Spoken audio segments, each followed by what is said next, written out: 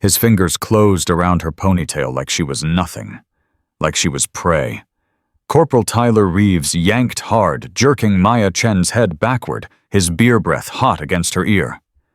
"Sit down, little girl. We're not done with you." What happened next took 2.3 seconds. The 210-pound Marine hit the floor before anyone saw her move. And when Maya Chen looked up, her eyes held something that made every man in that room stop breathing. She was 19 years old. She was the deadliest sniper the Navy had ever produced. And she had just begun. Before we continue, if you love stories about underestimated women who fight back, subscribe to our channel and stay until the end. Drop a comment telling us which city you're watching from. I want to see how far this story travels. The bullet left her rifle at 2,800 feet per second. Maya Chen watched through her scope as it traveled 200 meters across the Sana'a skyline, threading through a 4-inch gap between a crumbling window frame and a rusted air conditioning unit passing within 3 inches of a sobbing American hostage's left temple. The terrorist's head snapped backward. His finger convulsed on the trigger. And somewhere in that fraction of a second between life and death, a 24-year-old nurse named Rachel Morrison caught a fragment of ricocheting metal through her throat. Maya was 18 years old when she learned that saving lives and taking them could happen in the same heartbeat. "Target down," she whispered into her comm, her voice steady even as her soul began to crack. 2 hostages secured. One civilian casualty.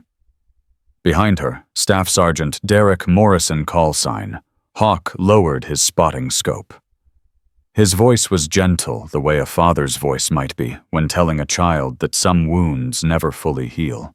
"You saved 2 people today, Ghost Eye." "I killed one." "The terrorist killed her. You ended him before he could kill the other 2. Maya pulled back from her rifle, her hands steady despite the earthquake happening inside her chest. She was 18. She had just made the most impossible shot of her career. She had just become a hero. She had never felt more like a monster. "Rachel Morrison," she said quietly. That was her name. I read her file. She was a nurse, volunteered for humanitarian work, had a fiancé waiting back in Ohio. Hawk didn't say anything. He'd been in this business long enough to know that some silences were more honest than any words could be. "Will it always feel like this?" Maya asked. "No." Hawk began packing their gear with the methodical precision of a man who'd done this 1,000 times. "Sometimes it feels worse." 3 weeks later, Derek Morrison was dead. The intelligence package had come from Marine Scout Sniper Platoon 3rd Battalion. Maya remembered reading it, remembered the confidence in the assessment. Single target, minimal security, clean extraction. The intelligence was wrong. Hawk died in a doorway in northern Syria, his body torn apart by automatic fire from hostiles who weren't supposed to exist. 8 men became 16. A routine extraction became a massacre. And somewhere in a headquarters building thousands of miles away, Marine intelligence officers shrugged and called it actionable intelligence limitations. Maya didn't cry at his memorial. She couldn't. The tears had frozen somewhere deep inside her, crystallized into something harder and colder and infinitely more dangerous.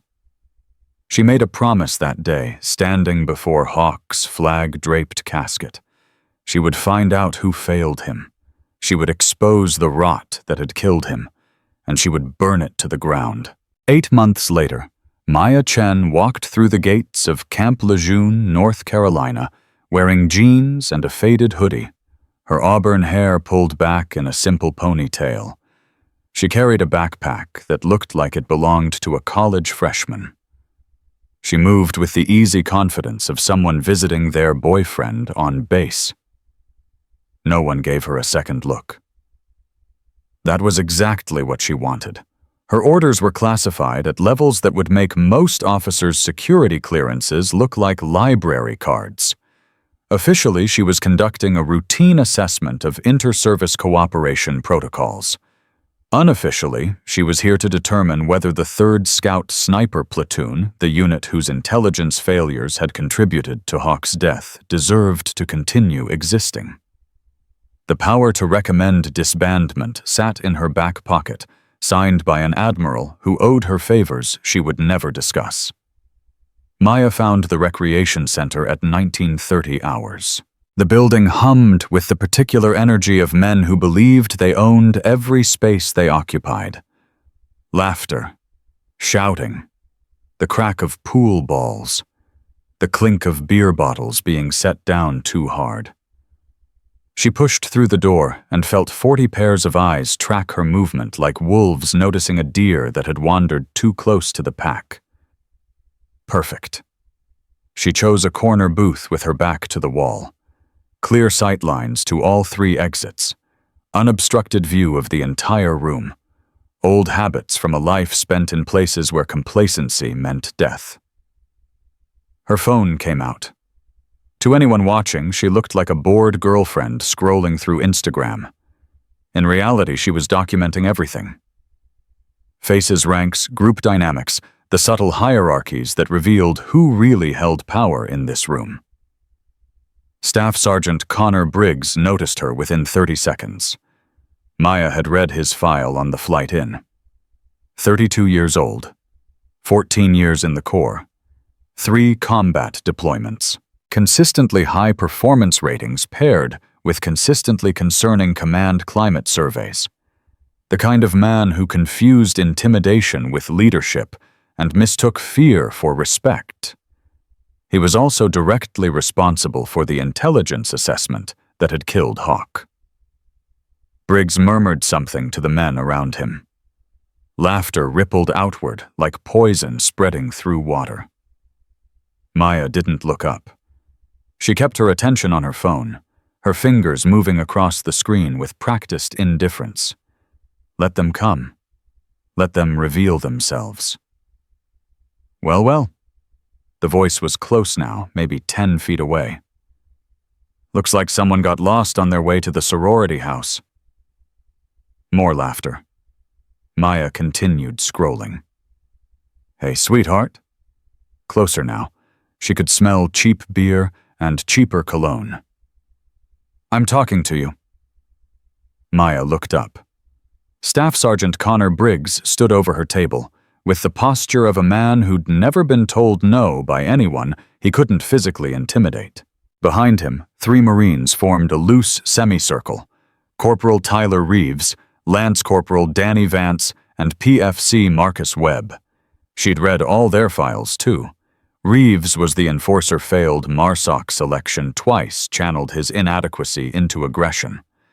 Vance was the follower desperate for acceptance, willing to cross any line if it meant belonging. Webb was the youngest uncomfortable but silent, the kind of good kid who'd go along with bad things because he didn't know how to stand alone. Can I help you? Maya's voice was flat. Unimpressed. Briggs's smile didn't waver, but something flickered behind his eyes. People didn't usually respond to him with boredom. This is a military facility, sweetheart. Marines only. You lost or something? I'm exactly where I need to be. Is that right? Briggs pulled out the chair across from her and sat down uninvited. His Marines closed ranks around the booth, cutting off her exits. See, I think maybe you wandered in here looking for some jarhead boyfriend who's probably smart enough to stay away. And now you're in a room full of men who don't appreciate uninvited guests. Maya set her phone down. Her eyes met his with the kind of level stare that had made insurgent leaders reconsider their life choices. Uninvited? She let the word hang. Last I checked, this recreation center was open to all authorized personnel. When did it become your personal kingdom, Staff Sergeant? The use of his rank landed like a slap. Briggs's jaw tightened. The men around him exchanged glances. You know who I am. I know a lot of things. Then you know you don't want to play games with me, little girl. Briggs leaned forward, using his size as a weapon. I've broken harder people than you before breakfast. Maya's smile was winter. No, you really haven't. The tension in the booth stretched like a wire about to snap. Briggs' face had gone red above his collar. Behind him, Reeves was practically vibrating with barely contained aggression, waiting for permission to act. You've got a mouth on you, Briggs said slowly. Someone should teach you some manners. Someone tried once. Maya's voice was soft, almost gentle. He walked with a limp for 6 months. Laughter exploded from a nearby table Marines who'd been eavesdropping on the confrontation. The sound hit Briggs like a physical blow. His authority was being challenged, his dominance was being questioned, and it was happening in front of his own men. He couldn't let that stand. Reeves. The name came out flat and hard. Sarge, our guest here needs to understand how things work on this base. Help her find the door. Reeves moved with the eager violence of a man who'd been waiting for exactly this kind of permission. He circled behind Maya's booth, positioning himself at her back, where she couldn't see him. Classic intimidation tactic. Surround the target. Cut off escape routes. Use superior numbers to establish dominance. It might have worked on a civilian. Ma'am, Reeves's voice was mock polite. I think it's time you left. Maya didn't turn around. I think I'll finish my drink first. That wasn't a request. Neither is this take 3 steps backward and keep your hands where I can see them. Reeves laughed. It was an ugly sound full of entitlement and cruelty. Listen, sweetheart. Don't call me sweetheart. I'll call you whatever I want. His hand reached for her shoulder. Touch me, and I'll break your arm. The warning was delivered with such calm certainty that Reeves actually hesitated. But his ego was bigger than his survival instinct. His fingers closed around her shoulder with bruising force. How about now, sweet? Maya moved. Her hand came up, captured his wrist, and applied a joint lock that turned his own grip into a lever against his elbow. Reeves gasped as his arm hyperextended, pain shooting through his nervous system like electricity. I warned you, Maya said, her voice still conversational. Let go of me, you crazy! She increased the pressure. Reeves dropped to one knee, his face contorting with agony. The human elbow, Maya continued as if she were giving a classroom lecture, is a hinge joint, very strong in one direction, very vulnerable in others. Right now, I'm applying approximately 40 pounds of pressure to yours. At 60 pounds, the joint dislocates.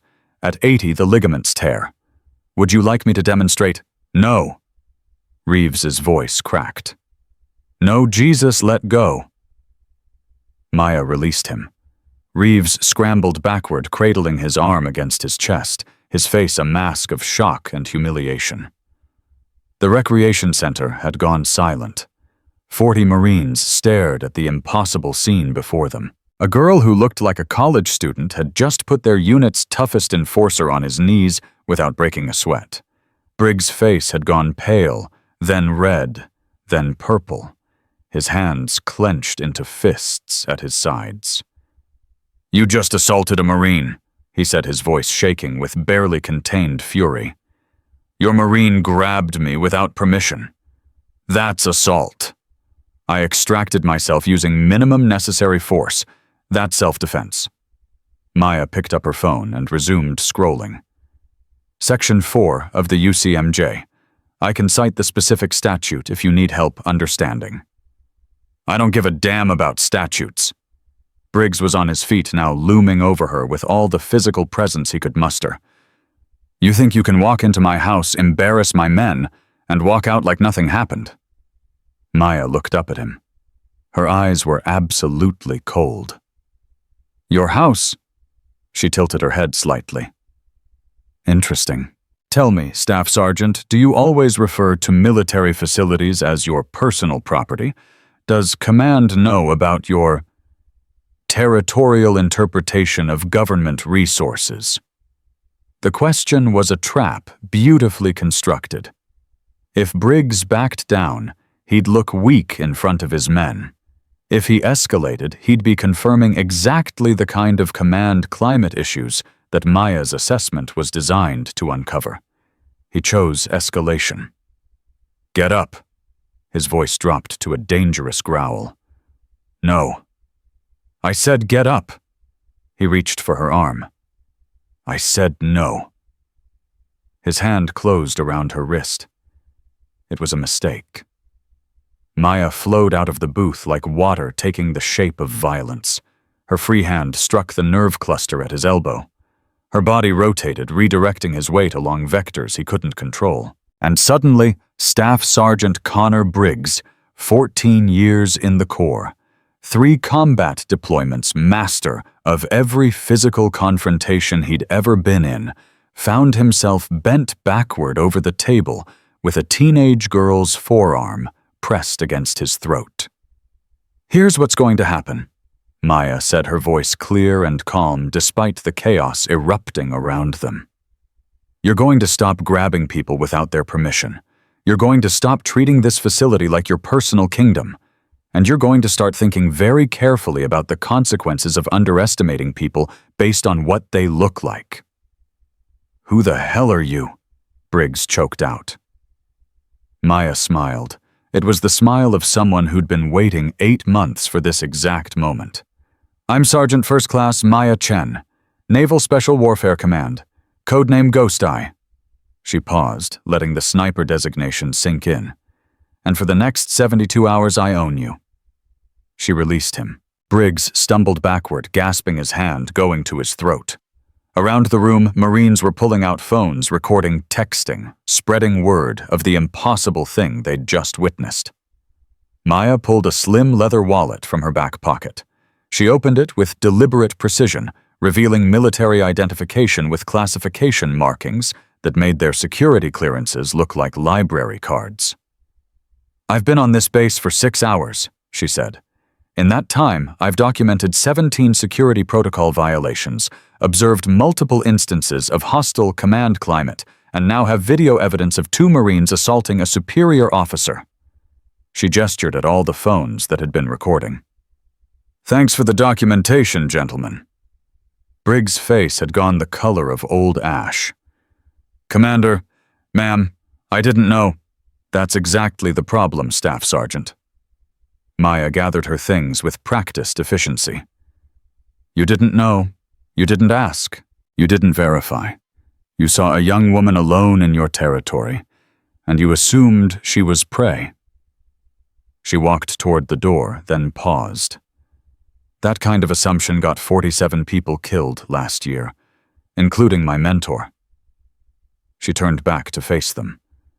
"His name was Derek Morrison, callsign Hawk.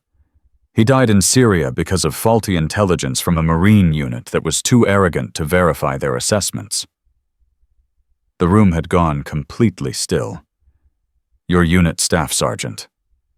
Maya's voice was quiet now, but it carried to every corner of the space. "Your intelligence. Your failure." Briggs looked like he'd been punched in the stomach. We didn't. You didn't know. You didn't check. You didn't care." Maya opened the door. "Tomorrow morning, 0500 hours, Training Facility Bravo. You're going to have one chance to prove that you're capable of learning from your failures. If you can't..." She shrugged. "I have the authority to recommend this unit for immediate disbandment. You can't do that." "Read my orders." She tossed the leather wallet onto the nearest table. "Then tell me what I can't do." The door closed behind her. For a long moment, no one moved. Then Briggs snatched up the wallet and began reading. His face went through a transformation that would have been comical if the implications weren't so catastrophic. "What does it say, Sarge?" Vance's voice was barely above a whisper. Briggs didn't answer. He just kept reading, his hands trembling slightly as the full scope of their situation became clear. She was real. Her authority was real. And tomorrow morning, everything they thought they knew about themselves was going to be tested against genuine special operations standards. "Get everybody together," Briggs finally said, his voice hollow. "Now, we need to talk about what just happened. And we need to figure out how we're going to survive the next 72 hours. Outside, Maya Chen walked through the darkness toward her quarters. The night air was cool against her skin, carrying the scent of pine and distant ocean. She pulled out her phone and dialed a number from memory. "Admiral, it's Ghost Eye. Initial assessment complete." She paused, listening. "Yes, sir. Worse than expected, but there might be something worth saving. I'll know more after tomorrow." She ended the call and looked up at the stars. "I'm here, Hawk," she whispered. "And this time, the people who failed you are going to learn what failure really costs." Somewhere in the recreation center, 40 Marines were confronting the possibility that their careers might end because they'd underestimated a 19-year-old girl in a hoodie. They had no idea that the real test hadn't even begun. The door hadn't closed behind Maya for 30 seconds before Briggs's fist slammed into the wall hard enough to split his knuckles.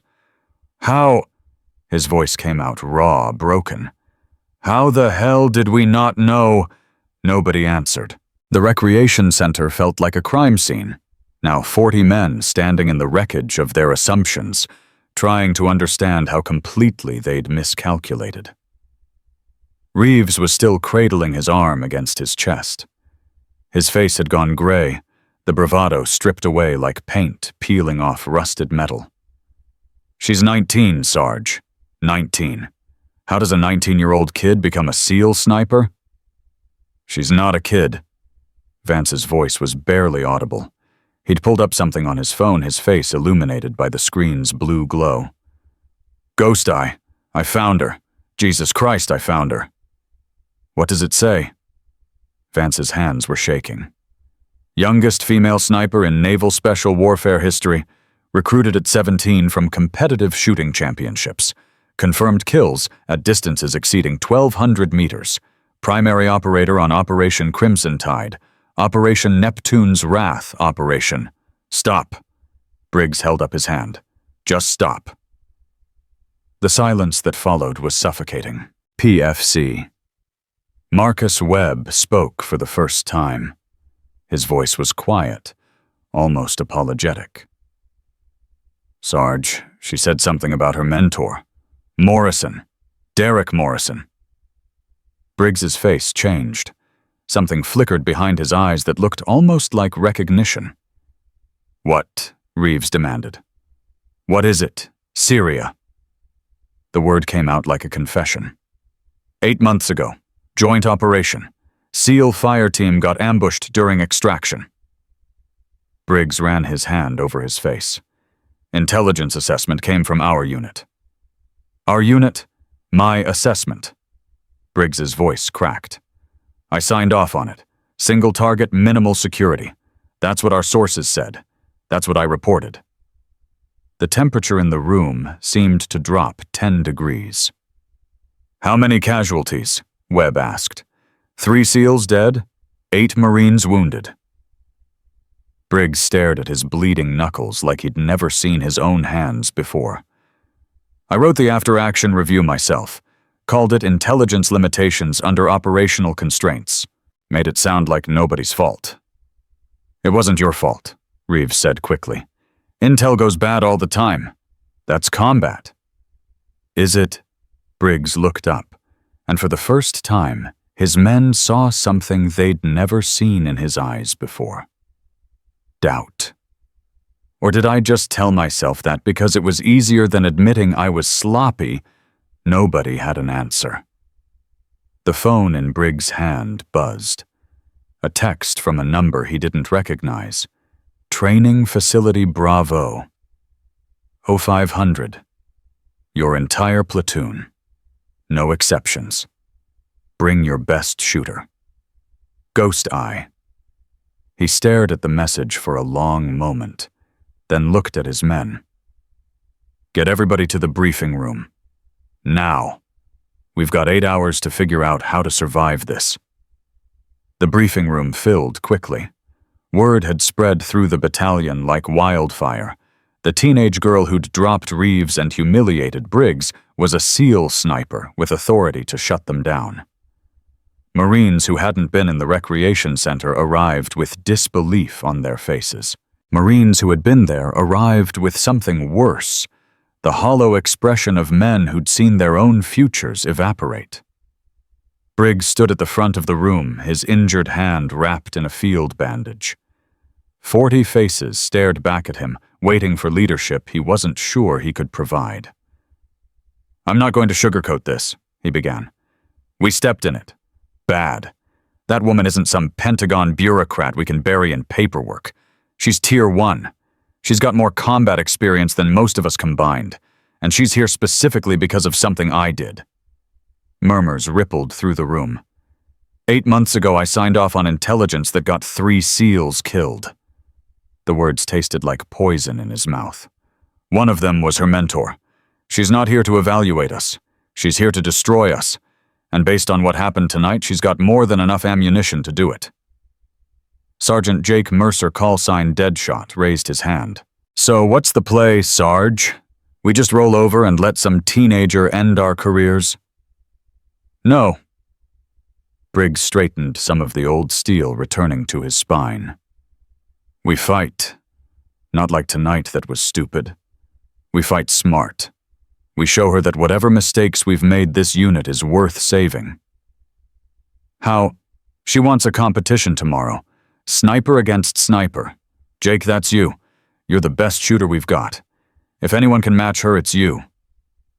Mercer nodded slowly. "What's her range?" According to what Vance found, her longest confirmed kill is 1,400 meters. The room went silent. 1,400 meters was theoretical range, competition range. Nobody actually made shots like that in combat. "That's impossible," someone said from the back. "She did it in Syria, through a 4-inch window gap, with 2 hostages in the way." The silence deepened. "Then I'll need to practice." Mercer stood up, his jaw set. "Get me the range, all night if I have to." "What about the rest of us?" Webb asked. Briggs looked at his youngest Marine. The kid looked terrified, but he was still here, still asking how to help. That had to count for something. "Study. Everything. Protocols, procedures, regulations. She's going to test us on things we should already know, things we've been too arrogant to remember." He paused. "And for God's sake, nobody touch her again. You understand, she's not the enemy. We are. We've been our own worst enemy for years, and she's just holding up a mirror." The briefing broke up at 2300 hours. Most of the Marines headed to study areas or the range, but Briggs went somewhere else. The base memorial wall stood in a quiet corner of the main compound, names etched in bronze, lives reduced to letters and dates. Briggs had walked past it 1,000 times without stopping. Tonight, he stopped. His fingers found the name without searching: Sergeant Derek Morrison. SEAL Team 5, KIA, Syria. "I didn't know." His voice was a whisper. "I swear to God, I didn't know the intel was bad. I thought I was doing my job." The bronze didn't answer. It never did. "Your girl is going to end me tomorrow. And maybe she should.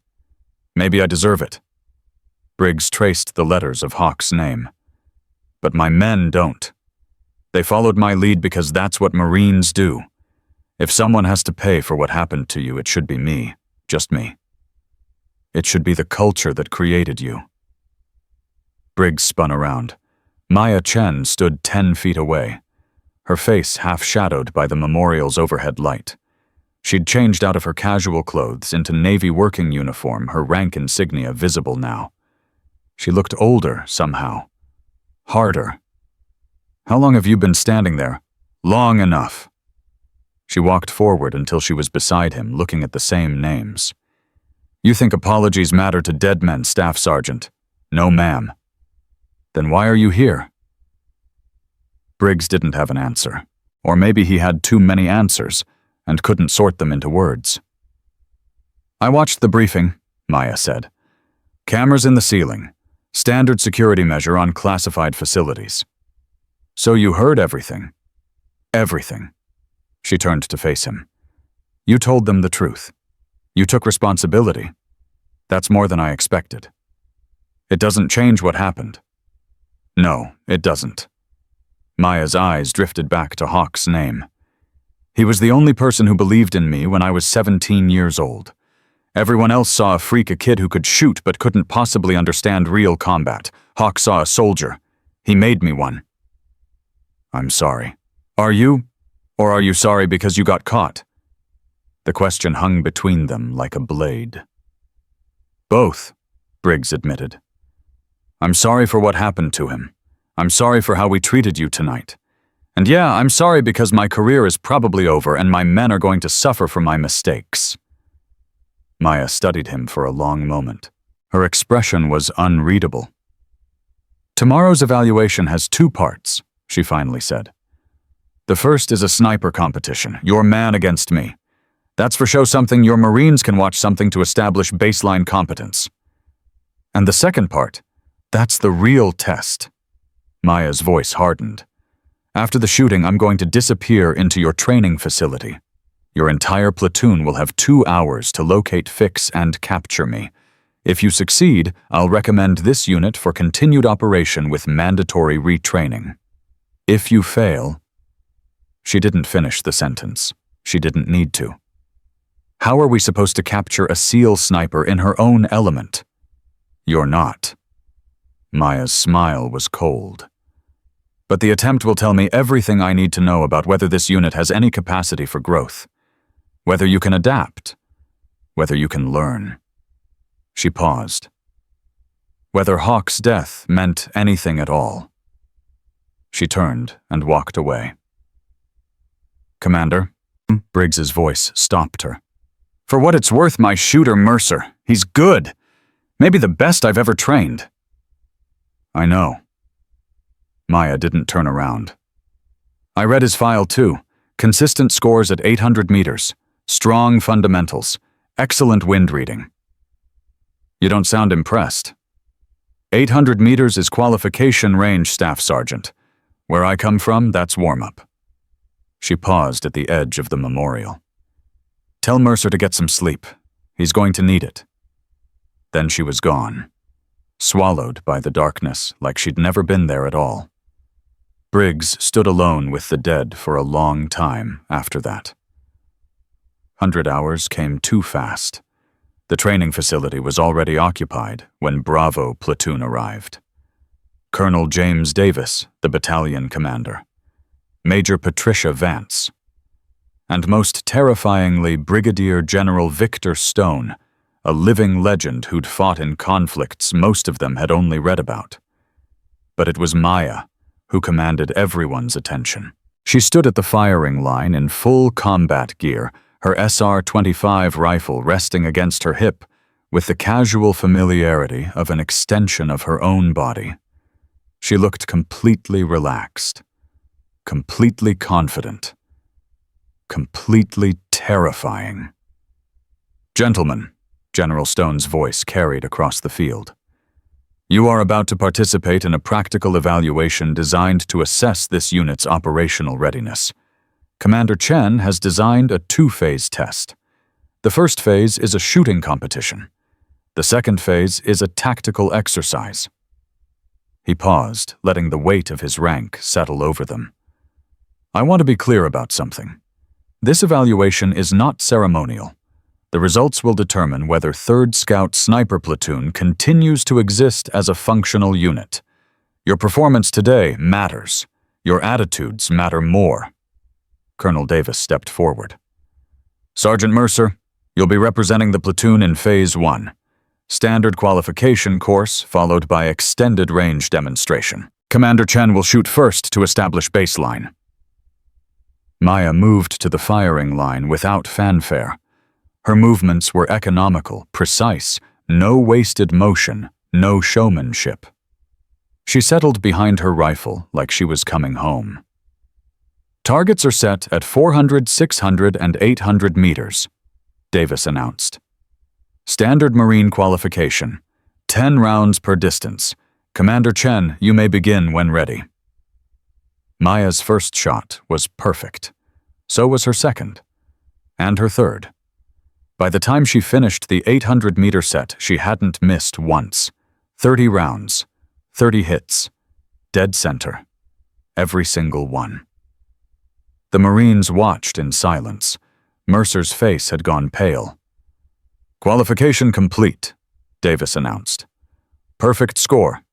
Commander Chen, do you wish to proceed to extended range? Maya stood up from her rifle and looked directly at Briggs. With the Colonel's permission, I'd like to modify the extended range demonstration. How so? Instead of preset targets, I'd like to engage at ranges of my choosing. 1,000 meters? 1,200 meters? 1,400 meters? She paused. I want your men to understand exactly what they're dealing with. Davis looked at Stone. The general nodded. Proceed. Maya settled back behind her rifle. 1,000 meters away, a steel target the size of a human torso waited. She took one breath, held it, squeezed. The clang of impact reached them a full second after the shot. Dead center. 1,200 meters. Same result. The 1,400-meter target was smaller, maybe 12 inches across. At that distance, it was barely visible to the naked eye. Wind gusted across the range in unpredictable patterns. Heat shimmer distorted everything. Maya didn't move for 30 seconds. She was reading the wind, calculating, adjusting for variables that most shooters couldn't even perceive. Then she fired. The clang was faint, almost imperceptible, but it was there, dead center. 40 Marines stood in stunned silence. What they'd just witnessed wasn't supposed to be possible. It violated everything they understood about the limitations of rifle fire. That's impossible, someone whispered. That's absolutely impossible. Maya stood up and stepped back from her rifle. Your turn, Sergeant Mercer. Mercer walked to the line like a man approaching his own execution. His hands were steady years of discipline ensured that, but his eyes told a different story. He'd just watched a 19-year-old do things he'd been told were theoretical. His qualification round was excellent. Not perfect 3 shots at 800 meters drifted slightly right, but excellent. 27 out of 30. Any other day he'd have been proud. Today, it felt like failure. Extended range, Davis asked. Mercer nodded. He had to try. His unit's survival depended on it. The 1,000-meter shot landed. Slightly off-center, but a hit. 1,200 meters. He took his time, read the wind, adjusted, fired. The target didn't ring. He tried again. Miss. Again. Miss. That's enough. General Stone's voice was gentle, almost kind. Stand down, Sergeant. Mercer stepped back from his rifle. His face was blank, but his hands were shaking. Maya approached him. For a moment, Briggs tensed, expecting mockery. Instead, Maya's voice was quiet, almost respectful. You're a good shooter. Better than 90% of Marines I've seen. Your fundamentals are solid. Your wind reading is competent. But you've never been pushed past your limits. You've trained to meet standards, not exceed them. That's not your fault. That's how you were taught. She looked at Briggs. That's how they were all taught. And that's the problem I'm here to fix. She turned to address the assembled Marines. Phase 1 is complete. You've seen what Tier 1 capability looks like. Now comes the real test. Her voice carried across the field. In 15 minutes, I will enter your training facility. You will have 2 hours to locate, fix, and capture me. 40 men against 1. Those don't sound like fair odds, Reeves muttered. Maya's smile was winter. You're right. They're not. You should probably ask for more men. She checked her watch. 15 minutes, gentlemen. I suggest you use them wisely. Then she walked toward the training facility, disappearing into the complex like a ghost returning to haunt the living. Briggs gathered his men into a tight circle. Listen up. Everything we've done before, every exercise, every drill, every operation, forget it. She's not going to behave like any enemy we've trained against. She's going to exploit every assumption, every habit, every weakness. So what do we do? Webb asked. We adapt. Briggs looked at his youngest Marine. You're going to be our wild card. While the rest of us run standard search patterns, I want you thinking differently. Ask yourself, where would she never expect us to look? What would she never expect us to do? Why me? Because you're the only one here who doesn't have 10 years of bad habits to unlearn. Briggs put his hand on Webb's shoulder. Today, that might be our biggest advantage. The timer started, and somewhere in the training facility, Maya Chen began hunting the hunters. The first 15 minutes were silent. 40 Marines spread across the training facility in textbook formation, covering sectors, maintaining communication, following every protocol they'd ever been taught. Their radio discipline was perfect. Their movement patterns were professional. Their confidence was absolute. They had no idea they were already losing. Alpha Team in position Sector 1 clear, Reeves reported. Bravo Team holding Sector 2, no contact. Charlie Team sweeping Sector 3, nothing. Briggs listened to the reports from his command post and felt the first cold fingers of doubt crawling up his spine. It was too quiet. Too easy. Maya Chen wasn't hiding, she was planning. All teams maintain vigilance. She's testing us. Testing us how? Mercer's voice crackled through the radio. There's nowhere she can go that we haven't covered. That's what worries me. 23 minutes in the first Marine went down. Private First Class Rodriguez was holding a corner position in Sector 4 when his radio went dead. No warning, no sound. Just silence where his voice should have been. Rodriguez, report. Briggs's voice was sharp. Rodriguez. Nothing. Bravo Team, check on Rodriguez, now. 2 Marines broke from their positions and moved toward Rodriguez's last known location.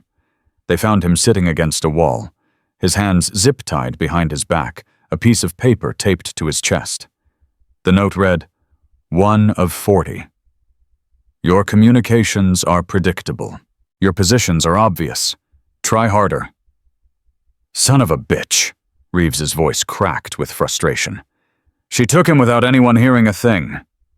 How? Vance demanded.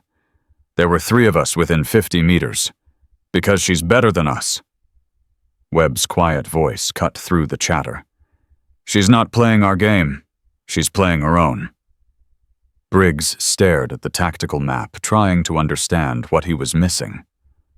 Maya had taken a man from the center of their formation without triggering a single alarm. That wasn't just skill, that was something else entirely. All teams tighten formation. Nobody operates alone.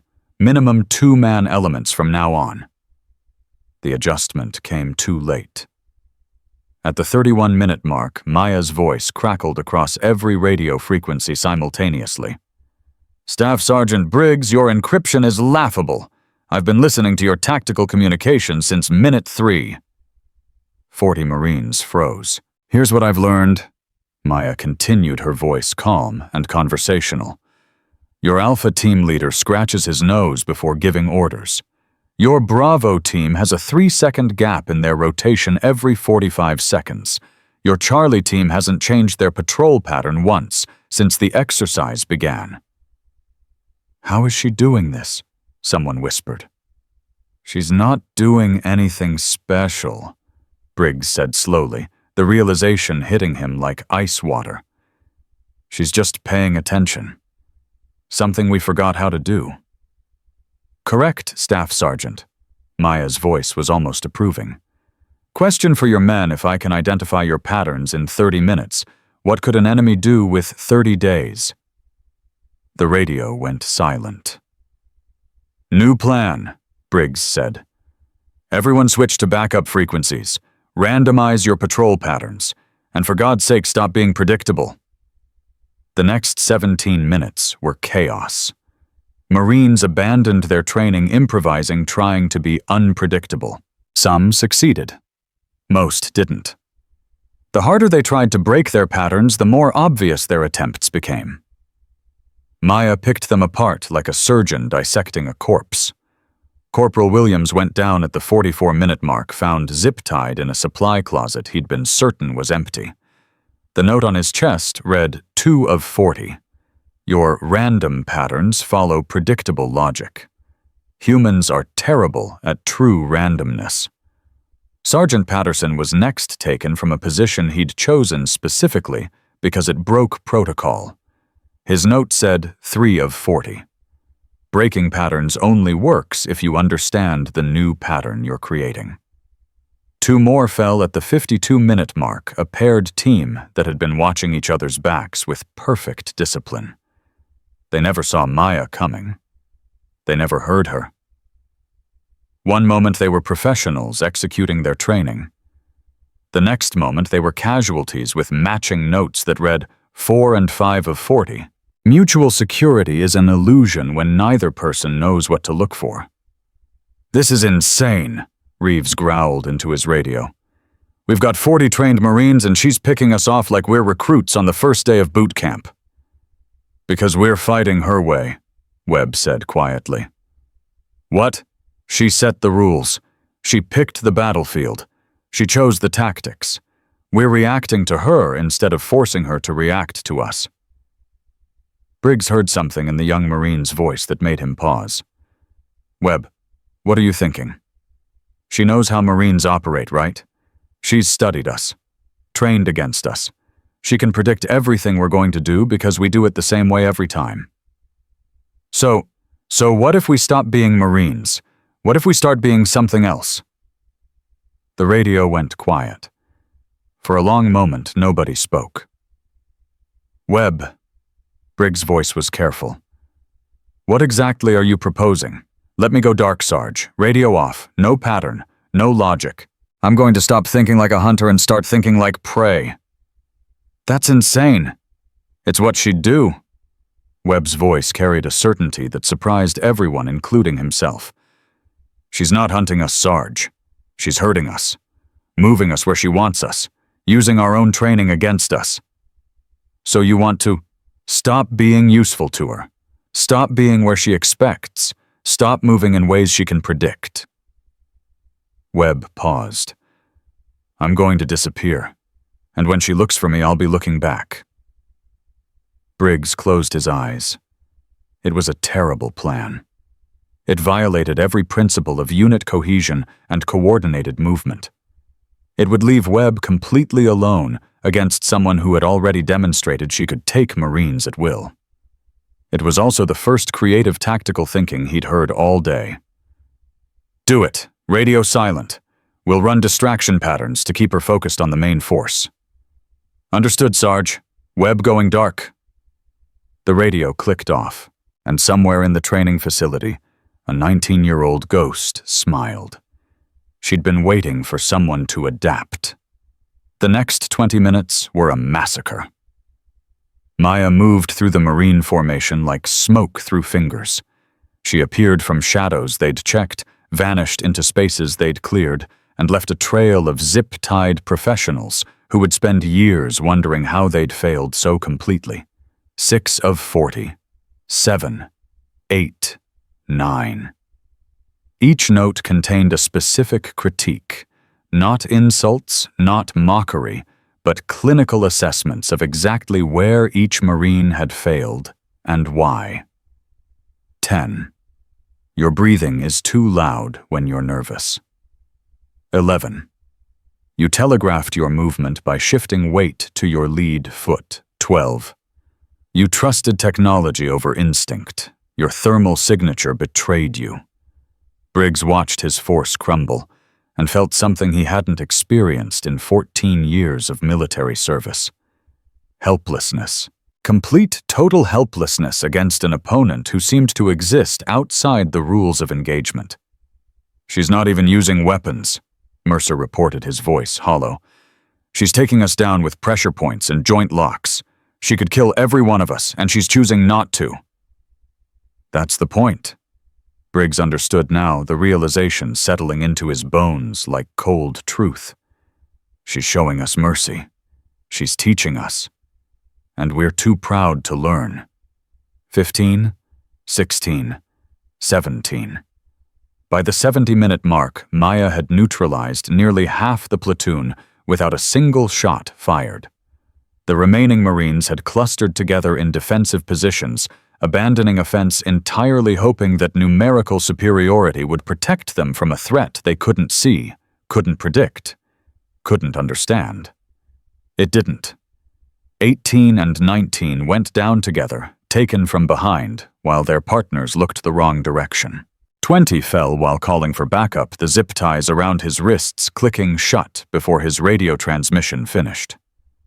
And then something changed. Maya's voice crackled across the frequency again, but this time something in her tone was different. "Staff Sergeant Briggs, I'm impressed. One of your Marines has gone off-grid. Webb, I assume. He's been invisible for the last 43 minutes. Briggs felt a surge of pride mixed with terror. "He's learning." "He is, which means this exercise just got interesting." A pause. 21 minutes remaining. I'm going to continue reducing your force while hunting your wild card. May the best operator win. The radio went silent. Briggs looked at the tactical map at the red markers showing every Marine who'd been neutralized at the shrinking circle of his remaining force. 20 men left against a ghost who'd already proven she could take them all. But somewhere out there, Marcus Webb was hunting too. Webb had spent the first 40 minutes doing nothing. He'd found a maintenance crawl space that wasn't on any map, wedged himself into a position that would be torture for anyone larger than his lean frame, and simply waited. He didn't move. He didn't breathe loudly. He became part of the building itself. It was he realized exactly what Maya had done at the beginning. She hadn't started hunting them immediately. She'd observed, learned, built a mental map of who they were and how they operated. So Webb watched. He watched through a ventilation grate as Maya passed within 3 feet of his position, moving with a fluid grace that barely disturbed the air. He memorized her movement patterns, the way she checked corners, the subtle rhythm of her breathing. She was good. Impossibly good. But she was still human. And humans had patterns, even the ones who thought they didn't. At the 87-minute mark, Webb left his hiding spot. He didn't move toward where Maya had been. He moved toward where she would be. The logic was simple once he stopped thinking like a Marine. Maya wasn't random. She was efficient. She was working through their formation systematically, neutralizing threats while maintaining positions that gave her multiple escape routes. That meant there were places she would go and places she wouldn't. Webb positioned himself in a place she wouldn't expect anyone competent to be a dead end, with no tactical value, no cover, no concealment. It was such a terrible position that no trained operator would choose it, which meant Maya would never look there. He waited. 93 minutes in, he heard footsteps. Light, controlled, coming closer. Maya passed the entrance to his dead-end corridor without slowing. Why would she check it? There was nothing there worth finding. Webb counted to 3. Then he moved. He didn't try to fight her. He didn't try to subdue her. He'd seen what happened to people who tried that approach. Instead, he simply followed, matching her pace, staying in her blind spot, learning her rhythm. For 8 minutes, he shadowed the ghost. Maya took 2 more Marines during that time. Webb watched how she did it. The approach angles, the timing, the pressure points she targeted. He filed everything away, building a profile of her tactics, the same way she'd built profiles of theirs. Then she stopped. "You can come out now, Private Webb." Webb's heart seized. How he'd been perfect. He'd done everything right. "Your shadow fell across my peripheral vision 6 minutes ago. I've been letting you follow me to see what you'd do." Maya turned to face him. In the dim light, her green eyes were almost luminous. "Most people would have attacked by now. Why didn't you?" "Because I can't beat you in a fight." Webb's voice was steady despite the adrenaline flooding his system. "But I can learn from you. And what I learn, I can teach." Maya studied him for a long moment. Something shifted in her expression. Not warmth exactly, but recognition. "How old are you, Webb?" 20, ma'am." "You remind me of someone." Her voice softened almost imperceptibly. "He used to say that the best operators aren't the ones who win every fight. They're the ones who know which fights to avoid." "Your mentor Morrison?" Maya's jaw tightened. "Yes. I'm sorry about what happened to him. I know our unit's intelligence." "Don't!" The word came out sharp enough to cut. "Don't apologize for something you didn't do. That's cheap. If you want to honor his memory, be better than the people who failed him." Webb nodded slowly. "Then teach me. Please." For a long moment, Maya said nothing. Then she reached into her vest and pulled out a set of zip ties. "Here's your first lesson." She handed them to him. "Sometimes surrendering is the smartest tactical decision. I'm giving you a choice, Private. You can let me zip tie you and this encounter ends with you as another casualty. Or you can take these back to your command post and report everything you've learned." "That's not much of a choice." "Every choice is significant." Maya's voice carried weight beyond her years. "The question is whether you have the wisdom to see it." Webb looked at the zip ties in his hands. He could feel the weight of the decision pressing down on him. "What happens if I go back?" "Then you become the first Marine today who didn't fail. And maybe your unit survives this evaluation." Webb turned and walked away. He didn't run. He didn't look back. He carried the zip ties like they were made of gold, because in that moment they were worth more than gold. They were worth the future of 40 men who'd forgotten how to learn. Behind him, Maya Chen watched him go. "Not bad, kid," she whispered to herself. "Not bad at all." The command post fell silent when Webb walked in. Briggs looked at his youngest Marine, unbound, unharmed, carrying enemy equipment like a trophy. Something had changed in Webb's eyes. The nervous recruit who'd arrived that morning was gone. In his place stood someone who'd seen behind the curtain and survived. "Webb." Briggs's voice was careful. "Report." "She caught me, Sarge. Knew I was there the whole time. Said she let me follow her because she wanted to see what I'd do. And she let me go." Webb set the zip ties on the tactical table. "She said it was a choice. That surrendering was sometimes the smartest tactical decision." "So why didn't she zip tie you? Because I wasn't trying to win." Webb looked up, meeting his sergeant's eyes. "I was trying to learn, and she respected that." The room went quiet. 8 minutes left," Reeves said quietly. "We've lost 23 men. She's going to finish us." "Maybe." Briggs picked up the zip ties Webb had brought back. Or maybe we've been thinking about this all wrong. What do you mean? She's not trying to destroy us. She could have done that in the first 30 minutes. Briggs turned the ties over in his hands. She's trying to teach us. Every note she left, every tactical correction, every single thing she's done today, it's all been lessons. Lessons about what? About who we've become versus who we should be.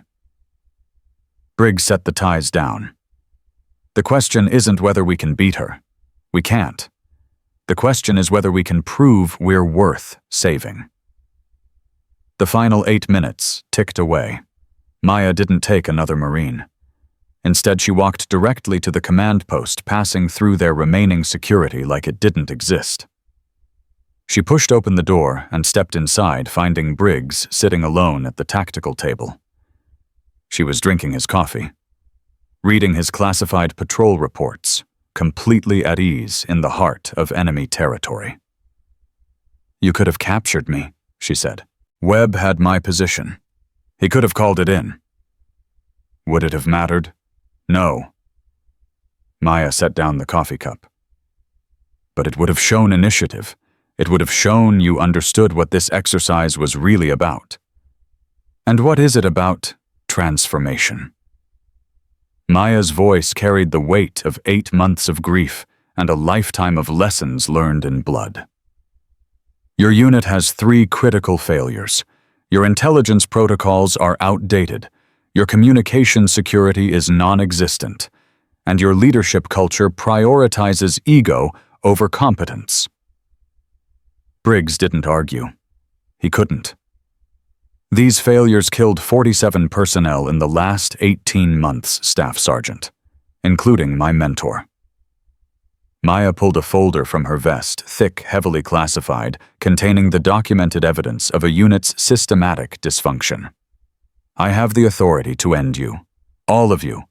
One signature, and Bravo Platoon becomes a footnote in Marine Corps history." Again, the folder landed on the table between them. "So end us." Briggs' voice was hollow. "If that's what we deserve, then do it. Don't drag it out. Is that what you want? What I want doesn't matter. What matters is whether my men can become better than what I made them." Briggs looked up, and Maya saw something she hadn't expected in his eyes. Surrender. Not defeat, something different. Acceptance. "We're broken, Commander. I broke them. With my ego, my arrogance, my absolute certainty that Marines were superior to everyone else." His voice cracked. "Hawk Morrison died because I was too proud to double-check my intelligence. And tonight you showed me that my pride would have gotten more people killed." The silence that followed was absolute. "So break us down completely," Briggs continued.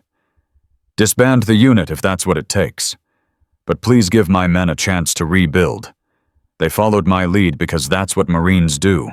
If someone has to be punished for what we've become, punish me. Just me." Maya studied him for a long moment. The arrogant sergeant who'd confronted her in the recreation center was gone. In his place sat a man who'd finally seen himself clearly. "You really mean that?" "Every word." Maya reached for the folder. She opened it slowly, deliberately, letting Briggs see the recommendation forms inside. The ones that would end careers. The ones that would scatter 40 families to the winds of bureaucratic consequence. Then she pulled out a different document. "This is a provisional approval for intensive retraining," she said quietly. 72 hours of joint operations integration with SEAL Team 5. Cultural reformation supervised by Naval Special Warfare Command. Quarterly evaluations for the next 2 years. Briggs stared at the document like it was written in a foreign language. "I'm not here to destroy you, Staff Sergeant. I'm here to rebuild you." Maya's voice carried the weight of hard-earned wisdom. Hawk would have wanted that. He believed in second chances. Why, after everything we did? Because tonight, Your youngest Marine showed me something worth saving." Maya stood up. Webb didn't try to beat me. He tried to learn from me. And when I gave him a choice, he chose growth over glory. She walked toward the door. "Tomorrow morning, 0600 hours. We start over. All of us." She paused at the threshold. "But understand something, Staff Sergeant. This is your last chance. My mercy has limits. Hawk's memory has limits. Don't make me regret believing in your capacity to change." The door closed behind her. Briggs sat alone in the command post, holding a document that represented something he'd stopped believing in: hope. Outside, the sun was beginning to rise over Camp Lejeune. And somewhere in the training facility, 40 Marines were about to learn that their education had only just begun. The first morning of retraining began with silence. 40 Marines stood in formation at 0600 hours, their eyes hollow from sleepless nights, their bodies aching from the previous day's humiliation. None of them spoke. None of them needed to. The weight of what they'd experienced pressed down on every shoulder like invisible armor made of shame. Maya Chen walked the line, slowly studying each face. She stopped in front of Reeves. "Corporal, how's the arm?" Reeves flinched at the directness. "Functional, ma'am." "Good. You'll need it." She moved on, pausing next at Vance. "Lance Corporal, I noticed you deleted the videos from your phone last night." Vance's face went pale. "Ma'am, Smart decision. The ones that were already uploaded will stay up, but you choosing to stop the spread tells me something." She held his gaze. "It tells me you're starting to understand consequences." She continued down the line until she reached Webb, standing at the end, with the quiet confidence of someone who'd earned his place through choice rather than conquest. "Private Webb." "Ma'am, you're going to be my assistant instructor for the next 72 hours. You've seen things the others haven't. Time to share what you learned." Webb's eyes widened. "Ma'am, I'm the youngest here. They won't." "They will." Maya's voice carried absolute certainty. "Because you earned it, and because I'm telling them to." She turned to address the full formation. "Yesterday I broke you. Today we rebuild. But understand something, I'm not here to make you comfortable. I'm here to make you capable. The process will be painful. Some of you will want to quit. Some of you will hate me before this is over." She paused. "That's fine. Hate me all you want. Just don't waste the lessons I'm about to give you." The first day was physical. Not the parade ground physical that Marines were accustomed to, the standardized push-ups and runs that built baseline fitness. This was something different, something surgical. Maya demonstrated close quarters techniques that none of them had ever seen in official training manuals. Pressure points that could disable without permanent damage. Joint manipulations that turned an opponent's strength into weakness. Movement patterns that made their standard combatives look like children wrestling. "The body has 206 bones," Maya said, flowing through a demonstration with Briggs that left the sergeant on his back in under 2 seconds.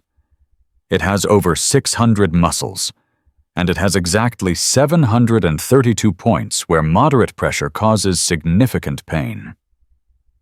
She helped Briggs up without ceremony. "Your enemy knows some of these. I know all of them." By noon, every Marine had been put on the ground at least 3 times. By evening, the number was closer to 12. But something was changing in the way they moved, the way they approached problems, the way they looked at the young woman who was systematically dismantling everything they thought they knew. "Again," Maya ordered. Reeves squared off against her for the 15th time. His arm still ached from the recreation center, but he'd stopped protecting it, stopped favoring it, stopped letting old wounds dictate new movements. "You're compensating for your injury," Maya said. "That's predictable. Opponents will see it. use it against you. Then how do I fix it? Stop hiding it. Advertise it.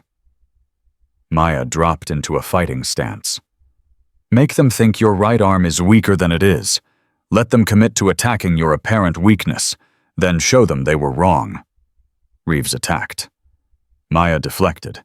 But this time something different happened. Instead of hitting the ground immediately, Reeves recovered. He adjusted. He read Maya's counter and shifted his weight in a way that kept him upright for 2 additional exchanges. Then he was on his back again. But there was a smile on his face. Better? Maya said, offering her hand. Much better. Briggs watched from the sideline, his expression unreadable. He'd spent 14 years believing he understood combat. 14 years building a reputation on confidence and aggression and the kind of physicality that dominated every room he entered. In 12 hours, a 19-year-old had taught him that everything he knew was wrong. You're thinking too hard, Sergeant. Briggs turned. Webb had appeared beside him, moving with a quietness that the young Marine hadn't possessed before yesterday. How do you do that? Do what? Move without sound. You used to stomp around like everyone else. Webb shrugged. She taught me, in the training facility when I was following her.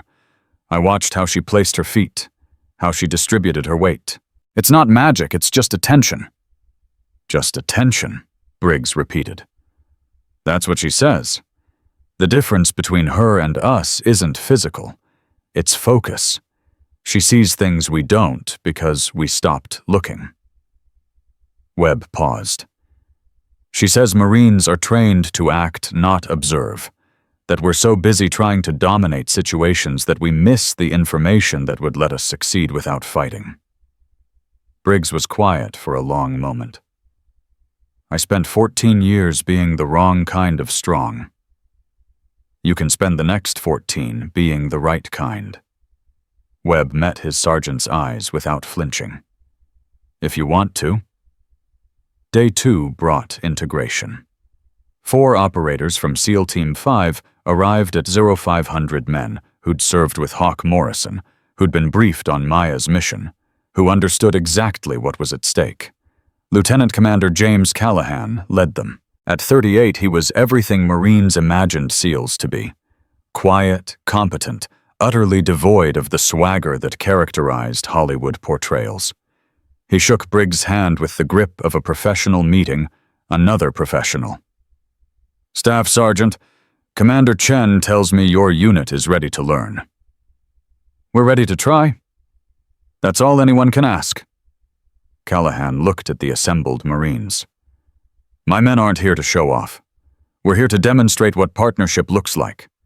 The exercises today will require coordination between your teams and ours. Success will depend on communication trust and the willingness to check your egos at the door. The first joint exercise was a disaster. Marines and SEALs couldn't coordinate. The Marines kept trying to lead, defaulting to the competitive mindset that had defined their training. The SEALs adapted around them, but the friction was obvious. Maya stopped the exercise after 17 minutes. What did you see?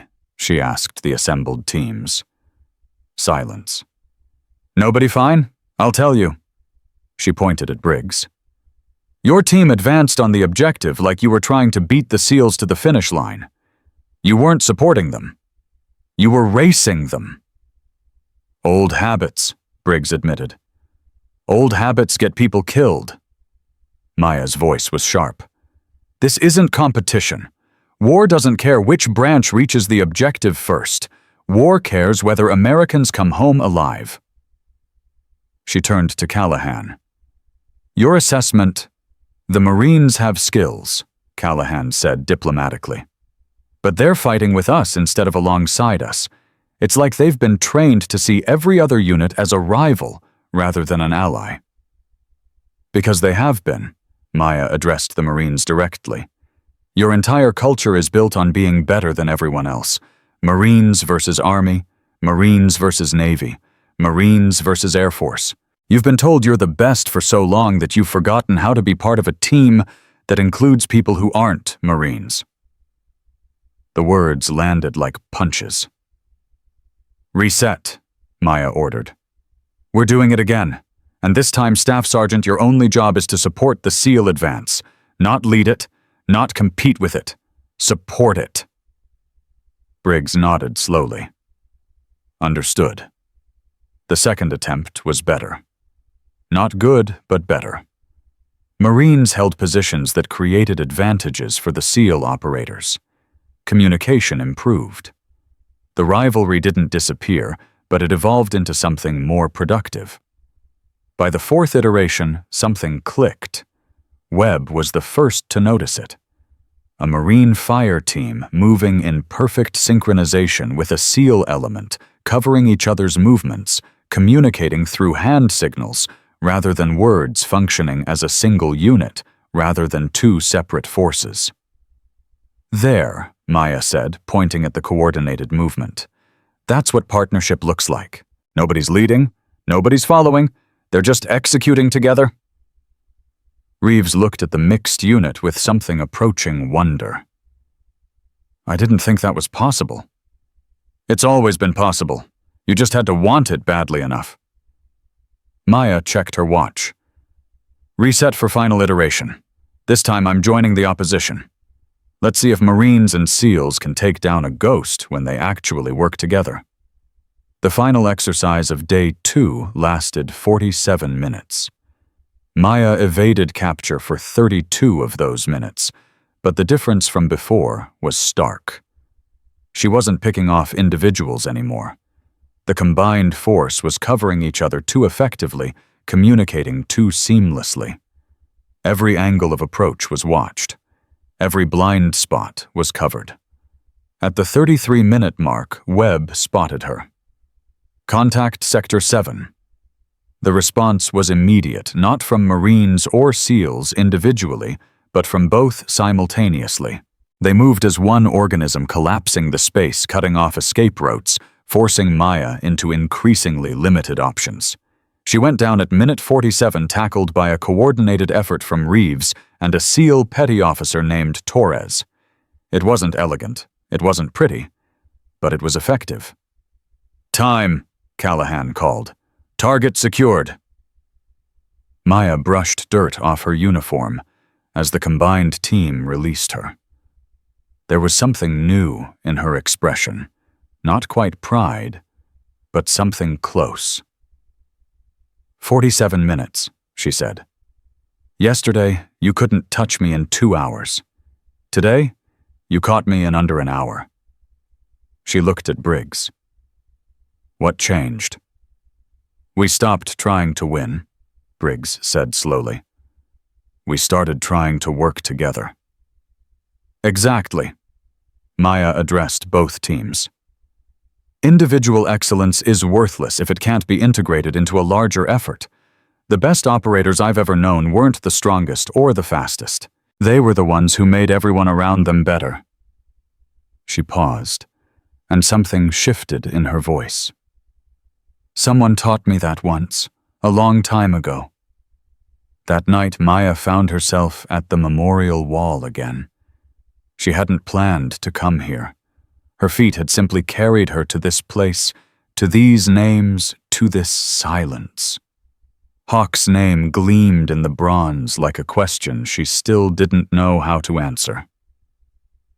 "Are you proud of me?" she whispered. "Am I doing this right?" Footsteps behind her. She didn't turn. "Commander?" Briggs's voice was quiet, respectful. "I didn't mean to intrude." "You're not intruding." Maya gestured at the space beside her. "There's room for both of us." Briggs moved to stand next to her, his eyes finding Hawk's name immediately. "I've walked past this wall 1,000 times since I transferred here. Never stopped until 2 days ago." "Why not?" "Because stopping would mean acknowledging that the names were real, that they were people." His voice cracked slightly. "It's easier to think of casualties as statistics, numbers on a report, things that happen to other units, other missions, other people's friends. Until they're your fault." Briggs flinched. "Yeah, Until then. They stood in silence for a long moment, two people from different worlds joined by a shared weight of responsibility and grief. "Tell me about him," Briggs said finally. "Not the classified stuff, just who he was." Maya's breath caught. Nobody had asked her that. Not the admirals who'd debriefed her after Yemen, not the counselors who'd tried to help her process the loss, not even the SEAL team members who'd served beside Hawk for years. Nobody had asked who he was, just what he'd done. "He was terrible at cooking," she said, and the words surprised her with their softness. "Used to burn water," he said. "Made these awful protein shakes that tasted like wet cardboard and chalk, but he'd drink them every morning with this expression like he was enjoying fine wine." Briggs didn't interrupt, just listened. "He found me at a shooting competition when I was 17. I'd just broken a national record, and everyone wanted to talk about my technique, my training, my future in competitive shooting." Maya's voice caught. "Hawk asked me what I was afraid of." "What did you tell him?" "I told him I was afraid of being ordinary, of having this gift and wasting it on paper targets while people were dying in places I couldn't pronounce." She wiped at her eyes. "He said he knew a place where I could make a difference, where my gift could save lives instead of winning trophies." "And you said yes." "I said yes before he finished the sentence." Maya laughed, but there was no humor in it. "My parents thought I was insane. My coaches thought I was throwing away a career. But Hawk saw something in me that nobody else did. He saw a warrior waiting to be born. He was right." "Was he?" Maya turned to face Briggs. "Because sometimes I wonder. I've done things, Staff Sergeant. Things that keep me awake at night. Things that made me question whether saving some lives justifies taking others. You saved those hostages in Yemen. I also killed a nurse who volunteered her time to help strangers in a war zone. Her name was Rachel Morrison. She was 24 years old. She had a fiancé waiting for her in Ohio." Maya's voice was barely audible now. "I see her face every time I close my eyes." Briggs was quiet for a long moment. "In my first deployment," he said finally, "I called in an airstrike on a building we were told was an insurgent command center. Turned out to be a school. 6 children died because I trusted intelligence I should have verified." The confession hung in the darkness between them. "I told myself it wasn't my fault. The intel was wrong. The fog of war. Collateral damage happens." His voice broke. "But I knew. Somewhere deep down I knew I should have checked. Should have waited. Should have been more careful." "So you stopped being careful." Briggs looked at her sharply. "What? You stopped trusting anyone's intelligence, including your own. You built walls. You convinced yourself that confidence was the same as competence, that never admitting doubt meant never being responsible for mistakes." Maya's eyes were gentle despite her words. "It's a common response to trauma. Protection through aggression." "How do you know that?" "Because I did the same thing." Maya turned back to Hawk's name. "After he died, I shut down. Stopped trusting Marine intelligence entirely. Stopped trusting anyone outside my immediate team. I came here ready to destroy your unit because destroying you felt safer than admitting I couldn't save him. So why didn't you?" "Because of Webb." Maya's voice softened. "He reminded me that people can change, that second chances mean something, that Hawk would have wanted me to build bridges, not burn them." Briggs was silent for a long moment. When he spoke again, his voice was different, stripped of pretense, just a man trying to understand his own failures. "Can we fix this? Really fix it? Not just pass your evaluation, but actually become what we should have been all along?" "I don't know." Maya's honesty was brutal. "But I know you can try. And trying is more than most people ever manage." She reached out and touched Hawk's name one final time. "He believed in second chances, Staff Sergeant. He gave me one when I was 17 years old and didn't know who I was supposed to be. She looked at Briggs. I'm offering the same thing to you. Don't waste it. Day 3 was the final test. Maya briefed them at 0500, her expression giving nothing away. Today you hunt me again. Same rules as before. 2 hours. 40 personnel. But this time, you'll be working with the SEAL fire team as a fully integrated force. What's different? Briggs asked. You are. Maya's voice carried weight. Or you should be. The last 72 hours have either changed you or they haven't. This exercise will tell me which. The teams deployed at 0530. But something had shifted. The Marines didn't split into competitive elements. They didn't race ahead or hold back. They moved with the SEALs as partners, sharing information, covering each other, functioning as a single organism, rather than rival species. First contact came at 11 minutes. Webb spotted her shadow in a maintenance corridor. He signaled Torres, who signaled Reeves, who coordinated with Callahan. The response was seamless, not 40 individuals responding, but one unit adapting to new information. Maya evaded the first approach, and the second. But her escape routes were narrowing. Every position she'd used before was covered. Every pattern she'd established was anticipated. At minute 23, she made her mistake. She'd expected them to chase. That's what Marines did. That's what the old Bravo platoon would have done. Instead, they waited. They let her run. They predicted where she'd go, rather than following where she'd been. Webb's team was waiting in a corridor she'd planned to use as an escape route. Torres's element blocked the secondary exit. Briggs himself stood at the final choke point, arms crossed, expression calm. Surrender, he asked. Maya looked around at the forces surrounding her. 44 personnel, Marine and SEAL, operating as one unit. Not a single gap in their coverage. Not a single mistake in their positioning. She smiled.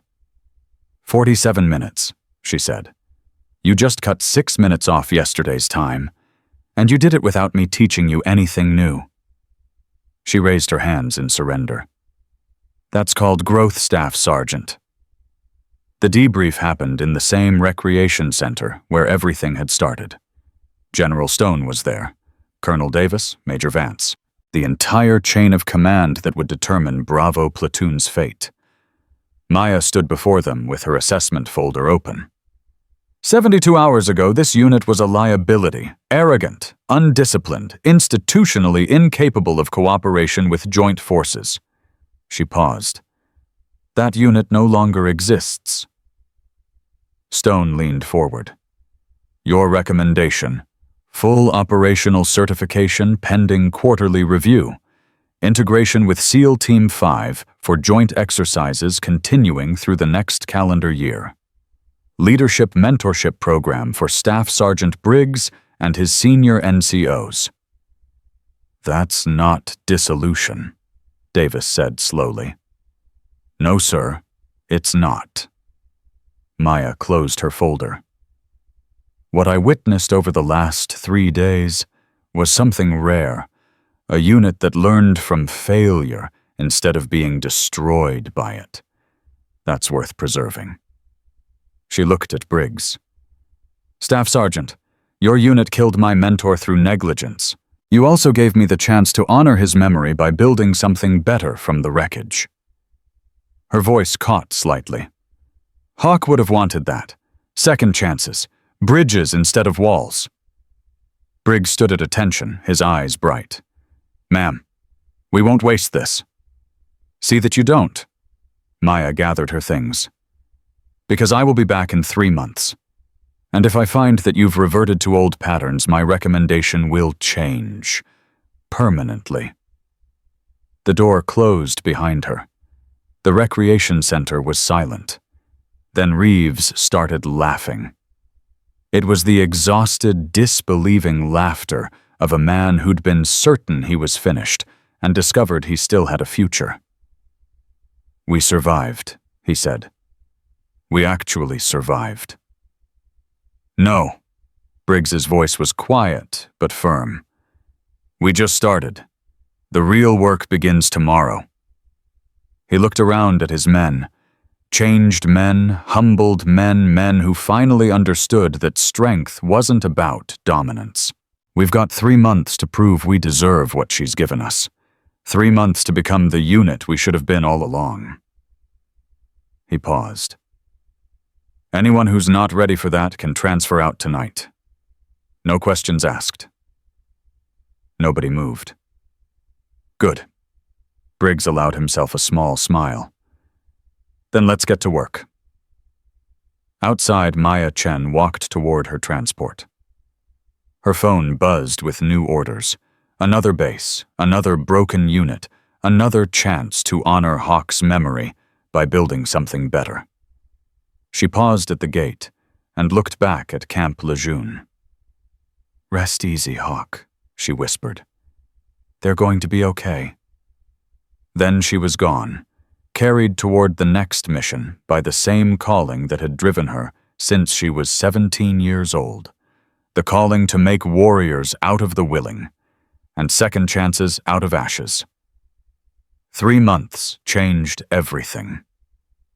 The quarterly review arrived on a Tuesday morning, and Briggs stood before his platoon with the results in his hands. His fingers trembled slightly, not from fear, but from something he hadn't felt in 14 years of military service. Hope. 0 deficiencies, he read aloud, his voice catching on the words. Joint Operations Integration Rating exceptional. Command Climate Survey significantly improved. Recommendation full operational certification confirmed. The recreation center erupted. Marines who 3 months ago had been humiliated beyond recognition were now embracing, shouting, celebrating a victory that meant more than any combat ribbon ever could. They had survived. More than that, they had transformed. Reeves grabbed Webb in a bear hug that lifted the younger Marine off his feet. We did it. We actually did it. Put me down, you idiot! But Webb was laughing, his face split by a grin that made him look even younger than his 20 years. You're going to break my ribs! Vance was already on his phone calling his wife with the news. His voice cracked as he told her that his career wasn't over, that the kids wouldn't have to change schools, that everything they'd worked for hadn't been destroyed by one terrible night in a recreation center. Briggs watched his men celebrate and felt something shift inside his chest.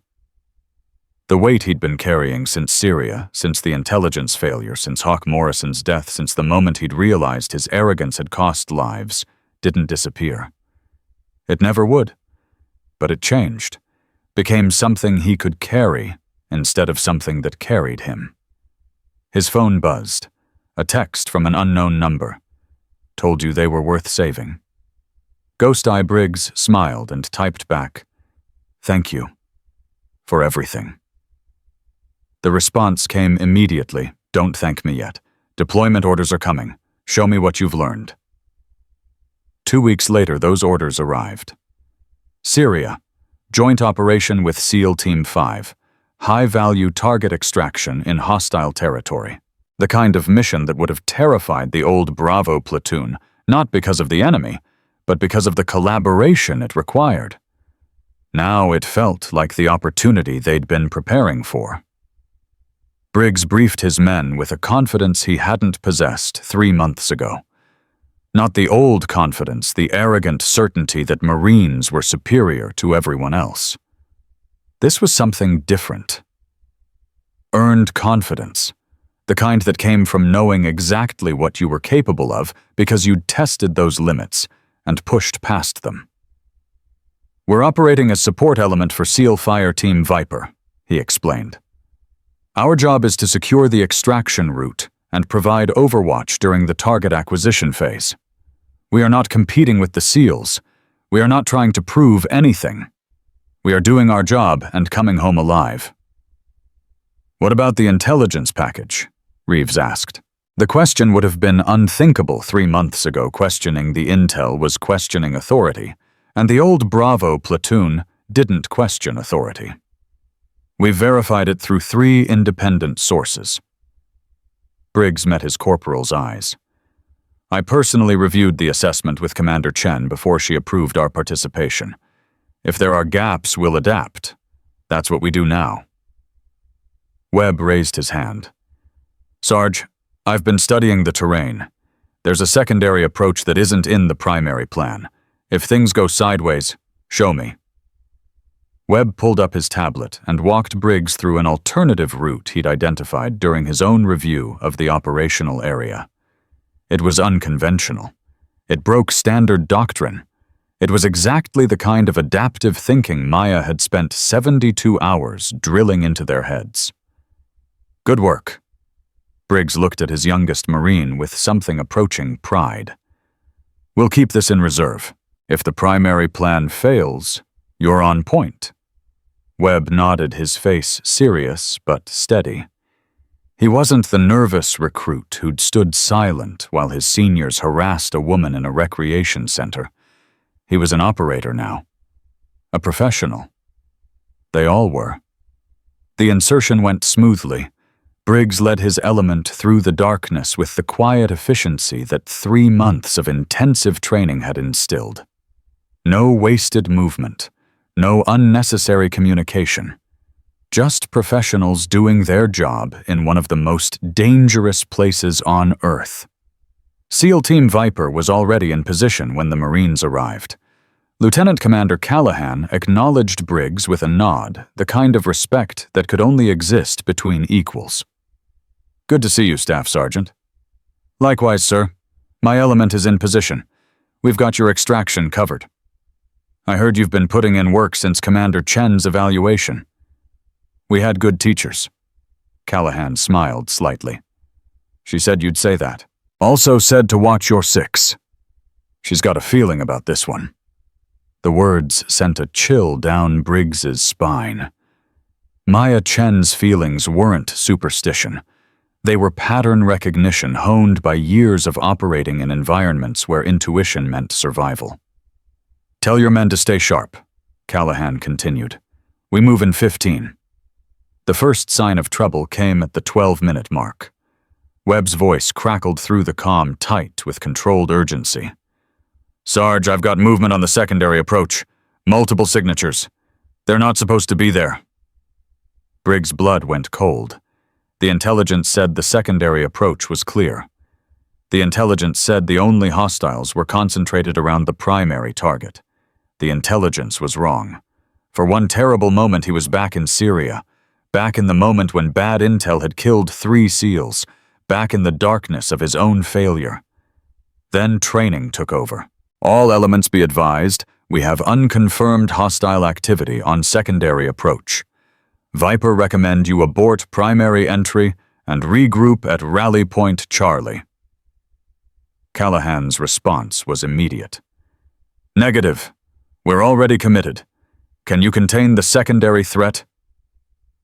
Briggs looked at his men. The old Bravo platoon would have panicked, would have defaulted to aggression, would have made mistakes that got people killed. These weren't those Marines anymore. Webb, take your fire team and assess the secondary threat. Reeves, shift your element to provide cover. Vance, maintain overwatch on primary. Nobody engages without my authorization. Copy that, Sarge. His men moved like water fluid, adaptable, responding to changing circumstances instead of clinging to plans that no longer applied. Maya's voice echoed in his memory. The best operators aren't the ones who win every fight. They're the ones who know which fights to avoid. Webb's assessment came through 60 seconds later. Sarge, it's worse than we thought. I count 8 hostiles, maybe 10. They're setting up an ambush position on Viper's extraction route. If the SEALs come out the way they planned, they're walking into a kill zone. The situation crystallized with terrible clarity. The SEALs were committed to their primary mission. The intelligence failure had created a threat they didn't know existed. And 40 Marines were the only thing standing between their allies and disaster. It was Somalia all over again. Except this time, Briggs had a chance to write a different ending. Webb, can you guide Viper through your alternative route? Yes, sir. But they'll have to trust me. And they'll have to move fast. Callahan. Briggs keyed his comm to the SEAL frequency. We've got a problem. Your extraction route is compromised. My man has an alternative, but you'll need to follow his lead. Silence stretched for 3 agonizing seconds. Your man being the private who impressed Commander Chen. That's the one. Another pause. Then, we'll follow his lead. Get us home, Marines. What happened next would be studied at Quantico for years to come. Webb guided SEAL Team Viper through terrain that wasn't on any map, using an approach that no formal training had ever taught. He anticipated enemy movement, identified cover positions, and coordinated with Marine fire teams to create safe corridors through the chaos. The hostiles realized too late that their ambush had been outmaneuvered. By the time they repositioned, the combined Marine SEAL element was already past the kill zone, moving toward extraction with the high-value target secured. But the enemy wasn't done. At the extraction point, everything went wrong at once. RPG fire erupted from positions they'd thought were clear. Briggs felt the concussion wave of an explosion that threw him off his feet and sent his helmet spinning into the darkness. Around him, Marines were returning fire, covering the SEALs, doing everything they'd trained to do. Then he heard the words that stopped his heart. Man down, Callahan's hit. Briggs was moving before his conscious mind registered the decision. He found the SEAL commander crumpled behind a vehicle, blood pooling beneath him, his team desperately trying to provide cover while applying pressure to a wound that looked fatal. How bad? Briggs shouted over the gunfire. Bad. The SEAL medic's voice was tight. Femoral artery. He's got maybe 3 minutes. 3 minutes. In a combat zone with active enemy fire and an extraction helicopter that was still 2 minutes out. The math didn't work. The situation was impossible. Briggs thought of Hawk Morrison dying in a doorway in this same country. Thought of the intelligence failure that had killed him. Thought of Maya Chen standing at a memorial wall asking the dead for forgiveness. He thought of second chances. Webb. Briggs grabbed his youngest Marine. I need suppressive fire on my signal. Everything you've got. Create a corridor to the extraction point. Sarge, that's suicide. You'll be completely exposed. Then don't miss. Briggs lifted Callahan onto his shoulders in a fireman's carry. The SEAL commander groaned, his eyes flickering open. What are you doing? Callahan's voice was barely audible. Returning the favor. Briggs met his eyes. Your commander saved my unit. I'm saving you. You'll die. Then I die doing something that matters. Briggs looked at Webb. On my signal. Make it count. He ran.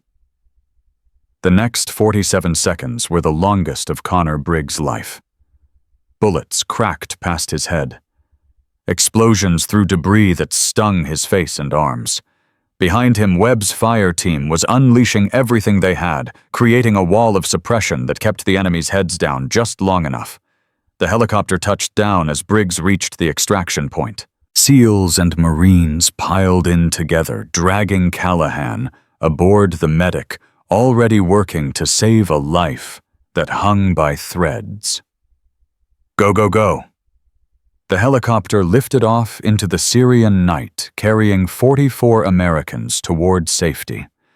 Behind them, the compound burned. They had done it. Against impossible odds, with bad intelligence facing an enemy they hadn't planned for, they had adapted, improvised, and brought everyone home alive. James Callahan survived. The surgery took 11 hours. The recovery would take months. But he survived, and when he woke in a military hospital in Germany, the first face he saw was Connor Briggs. You carried me, Callahan said, his voice rough from the breathing tube.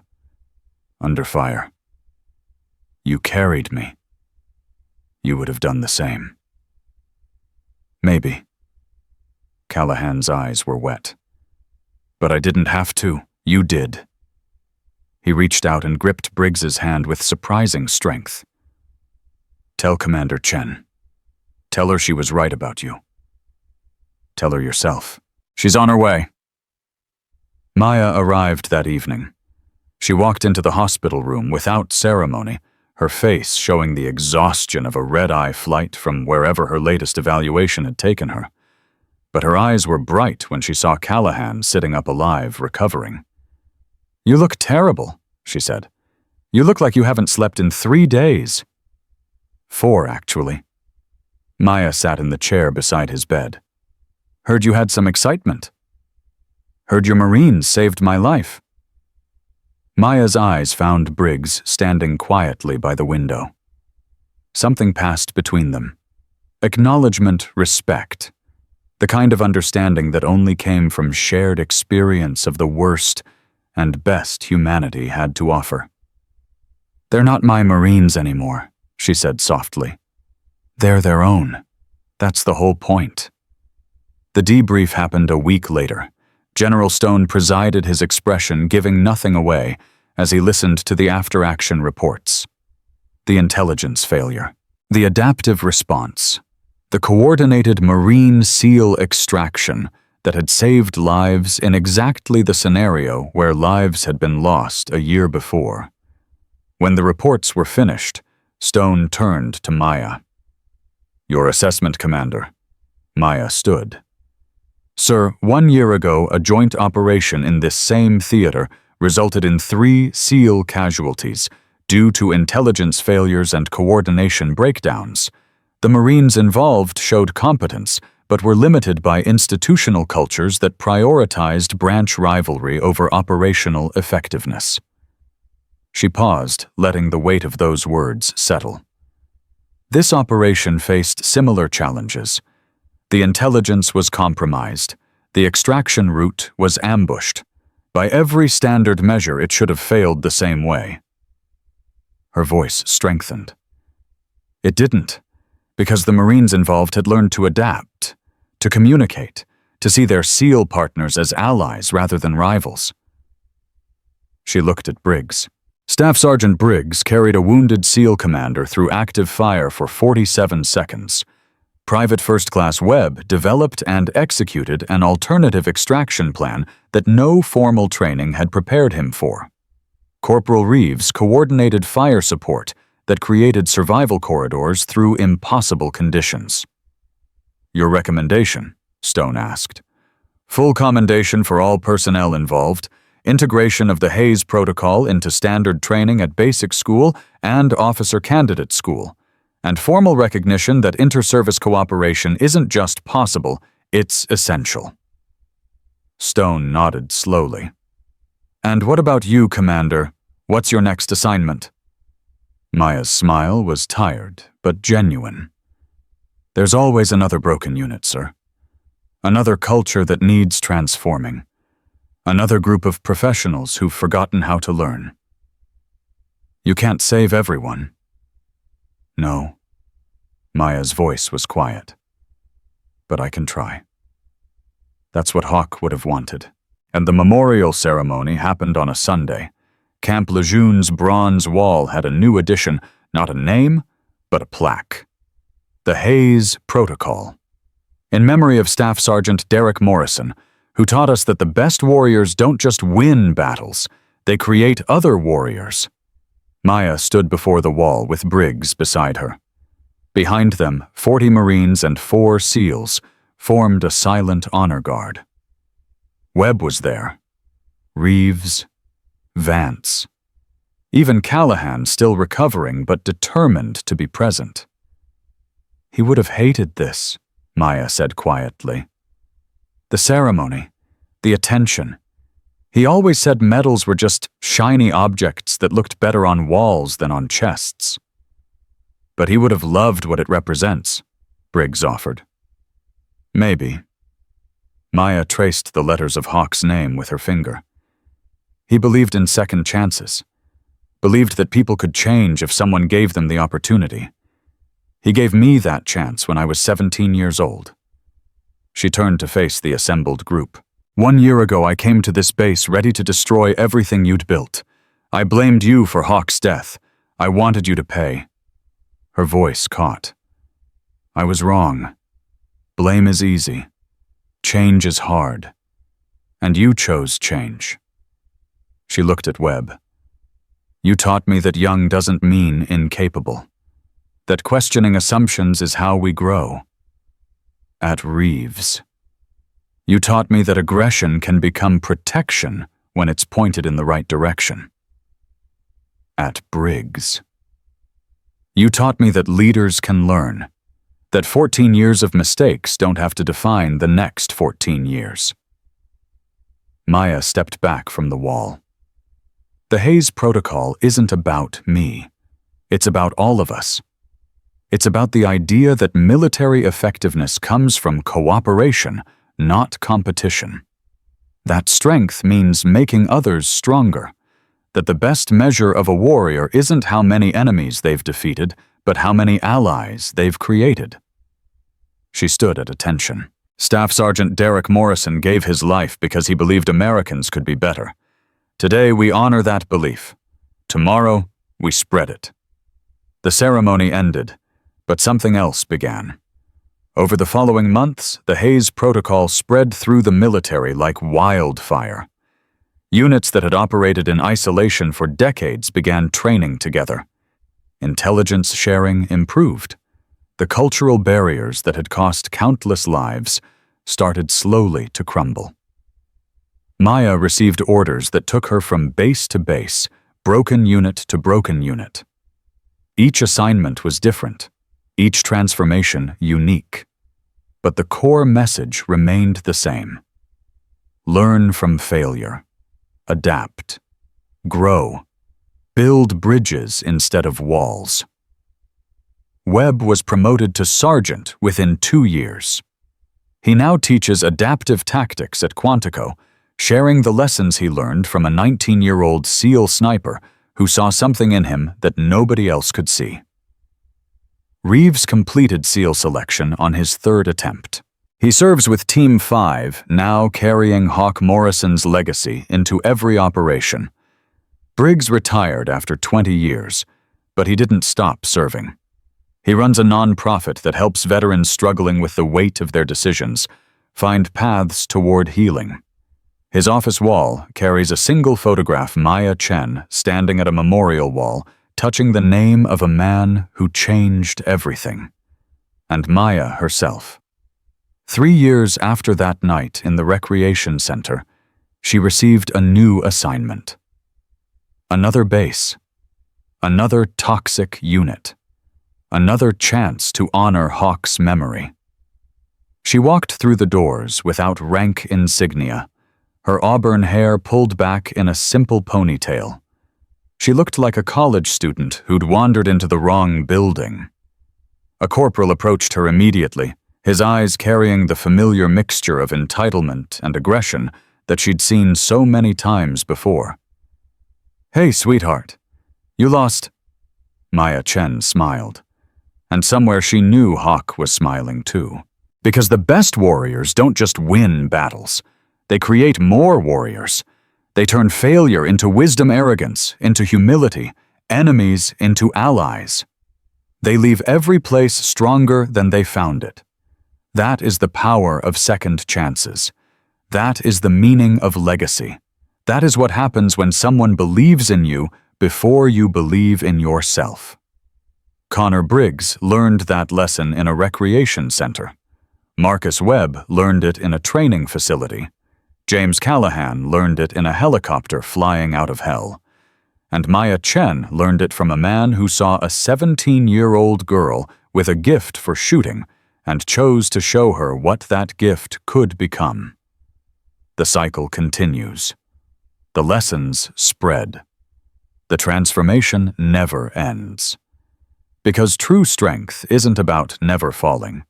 It's about rising stronger every single time.